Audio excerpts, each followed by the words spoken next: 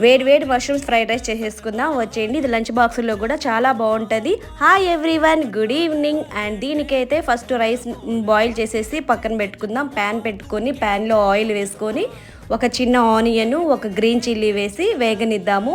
And కొద్దిగా అల్లం వెల్లుల్లి పేస్టు, కొంచెం సాల్ట్ వేసి మూత పెట్టి పచ్చివాసన పోయేంత వరకు వేగనివ్వండి.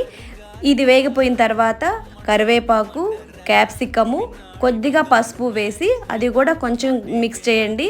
అండ్ మష్రూమ్స్, స్వీట్ కార్న్ ఇవన్నీ కూడా వేసి బాగా వేగనిద్దాము.